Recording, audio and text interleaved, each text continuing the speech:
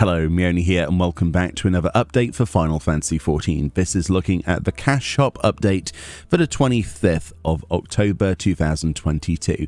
As you can see, we've got a lot of the previous year's items added to this, including the authentic pumpkin flower vase, the pumpkin set outdoors items, the clowning face paint, and the clown's attire. All of these things are things from previous year, and they will cost you £2.88 each. We'll have a look at variants in price in a moment, but it's also a brand new item, the Mechanical Lotus.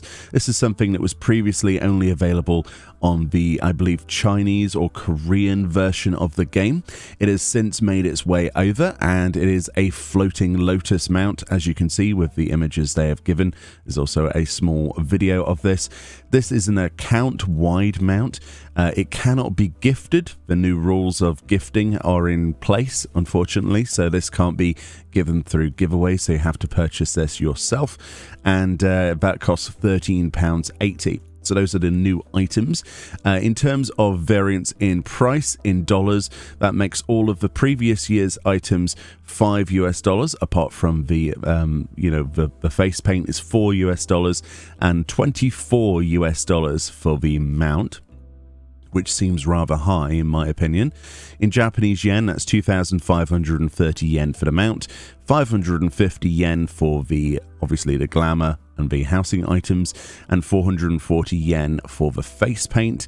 And then finally in euros, that's €2.80 for the face paint, €3.50 for the glamour, the housing items, and then €16.80 for the mount.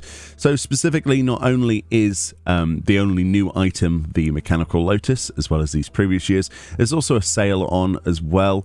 Obviously, we're not going to dwell too much on the prices here, but it's a pretty good sale on most of the Halloween related items, all the All Saints Wake stuff. Some of my favorites I personally like are the cat paw prints. But a lot of these were previous event items. You can pick up some nice glamours for like £1.20. There's some really good stuff on here. But yeah, so obviously go to the Cash Shop and have a look at that. But let's look at the newest item then, the thing that's on everybody's mind, which is, of course, the brand new mount. Okay, here we are in the game, and it's finally been delivered to me via Moogle Mail. It's a little bit slow today. I always find that account-wide items deliver slightly slower than single-use items. So this is to my entire account. If I logged onto the other characters on my account, my alts, it would eventually be delivered to them. So let's have a look at this particular mount. It is, of course, the Mechanical Lotus, and this is the ignition key, which looks like a Magitech key for some reason. So presumably there's some info about that. We're going to read the text and we're going to have a look at it in various situations. It says, summon forth your Mechanical Lotus, a flower-shaped mode of transport with a spiritual aura. Fashioned by the enigmatic Oni Shishu, I think I got that right, this mechanical conveyance assumes the form of the lotus flower, a symbol of purity and sacredness in the East. Indeed, it gives off a distinctly spiritual aura, though how it does so is a jealously guarded secret. The hidden text when we highlight over the patch is, their purity is astounding, a quote there of Rambros. So let's have a look at this particular mount. I've been very excited to look at this one ever since it was showcased on, I forget if it was the Korean or the Chinese version of the game, on their promotional stuff. It is a very beautiful mount in my opinion. A lot of people probably aren't going to like this, which is fine. It's not going to be for everyone. It is essentially a big lotus flower with spell effects, and you've got these sort of like wind chimes that go ching as you mount up. Let's hear that again. Let's turn the volume up a little bit here. My volumes are all messed up because of streaming. There we go. That's better. Very nice. Very, very nice. Of course, this mount is usable in all locations. This is the way that it moves around in a slow sort of mode. And then if we increase speed, of course, the sort of wind chimes drag with the wind behind it. This is a view that most of the time you're going to see. It's kind of almost got this sort of bubble thing going on with it. I'm actually personally very glad that it's going towards the evening in game right now, because obviously you're going to see that luminosity. You'll notice also it's it's almost dropping fireflies behind, you know, from Final Fantasy X. You know, the fireflies, the undead spirit creatures. That's what it reminds me of anyway. They kind of linger. It is a cool looking mount. I personally think it's not going to be everyone's cup of tea. The way that your character sits on it is determined by your race and the size of your character, if I remember correctly. That's what they said. Yeah, you kind of sit in this area quite comfortably by the looks of it on my Makote here in the middle of the flower there. So other things then. Flight.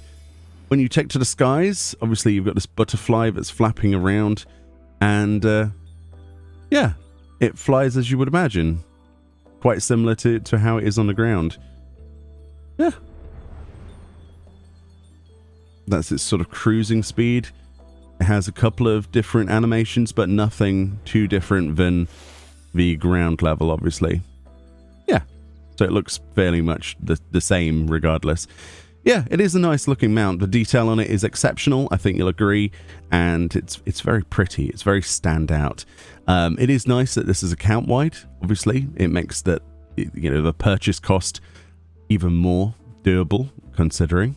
I'm not really a massive fan of single use mounts, especially when you want to create future characters. This will be applied to all of those. So let's look at this on a few other races. I also recently got the Halloween outfit for all of my characters. So here's the Rothgar, if you're interested, which is probably the biggest character I have as an alt. Yeah, it's more of a kneel than a cross-legged thing, slightly less comfortable looking, but it's pretty much the same stance, just slightly different posture.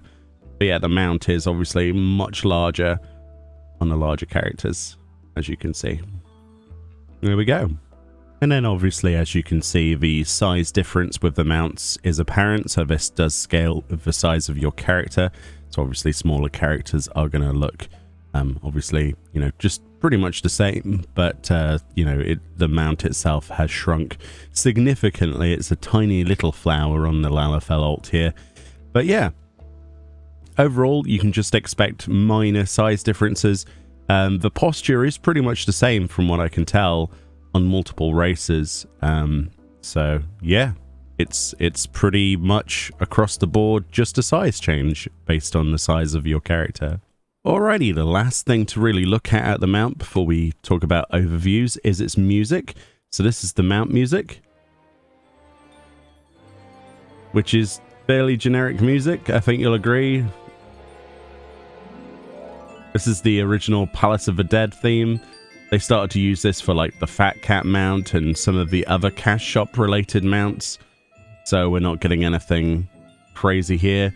Personally, I would have preferred to hear something obviously a little bit more oriental, maybe some Kagane music, something like that, but it is what it is. Yeah, overall I think that, you know, the new gifting system aside, the mount itself, if we're just looking purely at that, it's a really nice addition, and honestly, it always feels like an absolute eternity when the Asian territories get something, and then we have to wait forever to get it in our game. But I'm very grateful that we do get it in our game eventually.